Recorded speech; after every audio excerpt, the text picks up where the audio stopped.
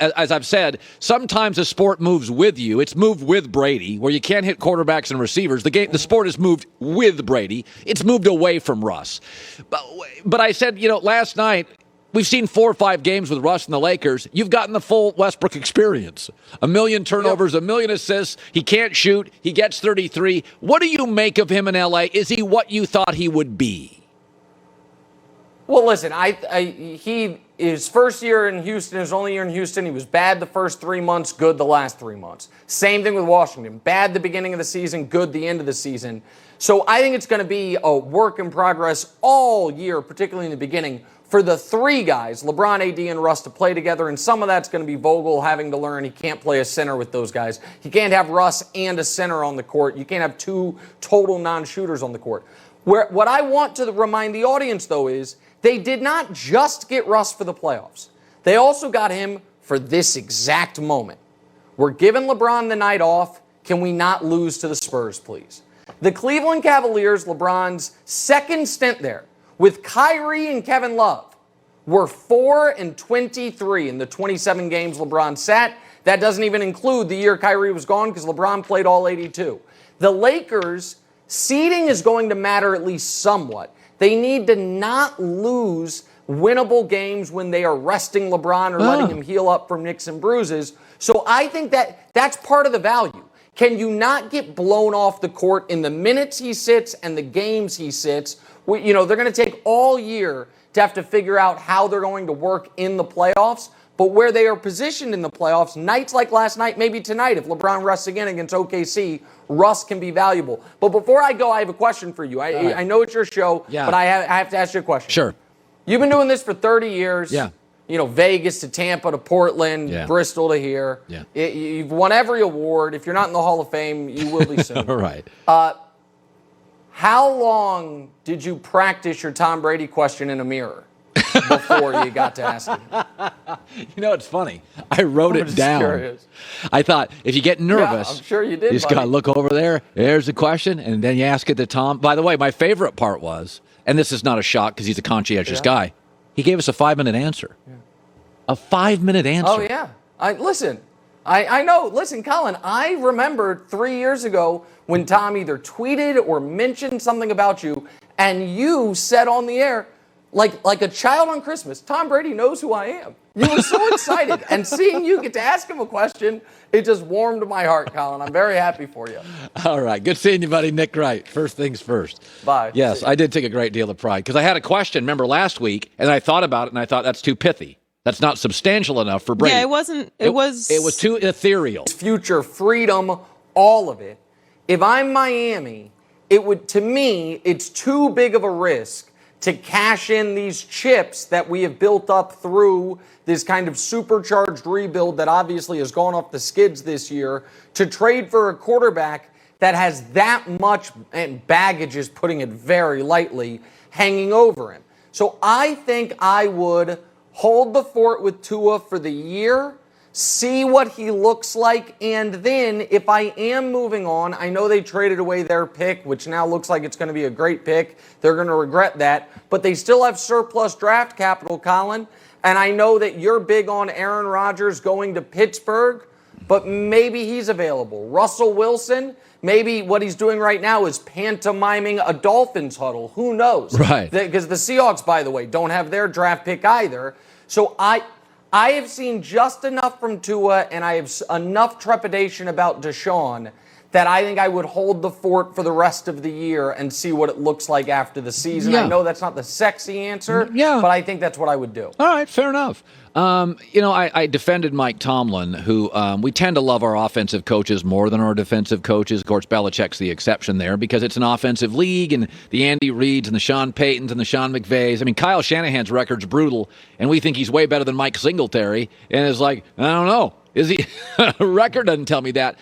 So that's part of it. We don't 44 win percentage for Kyle Shanahan. Yeah. 44. Yeah. Wins 4 out of 10 games, and he's a genius. Right. You nailed this one, by the way, but go ahead. And so my takeaway is what he said yesterday was basically exactly what he said, which is Sean Payton's not up for a USC job. Andy Reid's not. And they haven't had to deal with the drama of Big Ben, which he didn't say, but I know we all know that. That was my interpretation of Tomlin yesterday, kind of with a short fuse. Your thoughts? Yeah, I think that you were spot on. You and I had the exact same takeaway. Those two names he mentioned were not two random names he picked out of the hat. It's two guys who are always considered two of the 5 best coaches in football. It's like there's Belichick and then there's, who's the second best coach the last few years. And Tomlin is sitting there saying, I've never had a losing record. Sean Payton went 7-9 3 years in a row with Drew Brees. Yes, I've had a Hall of Fame quarterback, but so has Pete Carroll, so has Sean Payton, so has Andy Reid. I've been to as many Super Bowls or more than any of those guys. I've won as many Super Bowls as any of those guys. Yet, I always get jumped in the line when we talk about the great coaches. Sean Payton doesn't, Andy Reid doesn't, but Sean McVay gets to get his name mentioned ahead of me. Kyle Shanahan, who we've said, who I do think is a brilliant offensive mind, but the fact of the matter is, aside from the 1 year, they have a losing record every single year under him in San Francisco. And Tomlin, I think it's fair, because you used to see this, by the way, with Mike McCarthy before he fell out of favor. I think Tomlin's like, you guys all talk about Mike McCarthy. He's had Aaron Rodgers. Like, what are we talking about here? And so, yeah, I think Tomlin, because he is such a team guy and not a me guy, you don't usually see this part of him. But I think that last little second was his frustration. Yeah. That you guys talk about all these coaches. I've never had a losing record.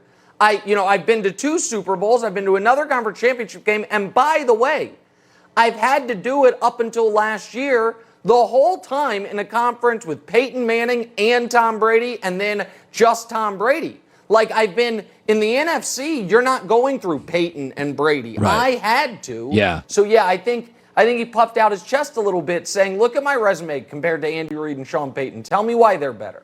Now, I'm going to be very diplomatic here. As my friend, I don't want to put you in harm's way. The Kansas City Chiefs, it has been a little turbulent. It has been a little rocky. First of all, when Michael Irvin said the dynasty's dead, they have not had a dynasty.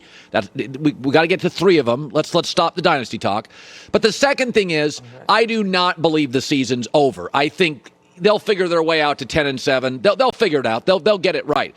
But even you would have to acknowledge it's a little bit of a mess. Is it a correctable mess right now? More than a little bit.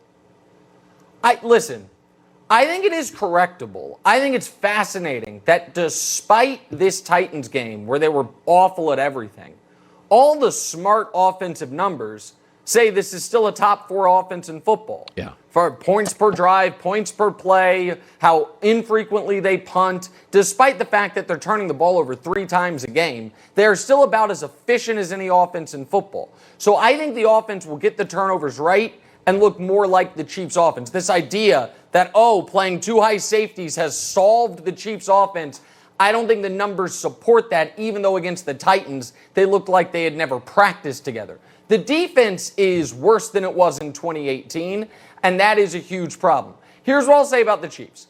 They face a playoff game Monday night.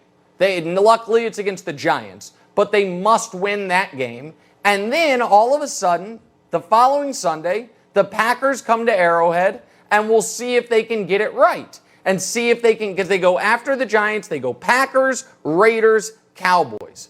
They're going to beat the Giants. If they go 2-1 in that stretch, then they're fine. If they go 1-2, they're hanging by a thread. And obviously, if they go 0-3, the season's over. By the way, Colin, when you have coffee with the NFL decision makers, can you ask them, please, why Chiefs, Packers, one of the biggest games of the year, the week before, the Packers are playing on Thursday, and the Chiefs are playing on Monday.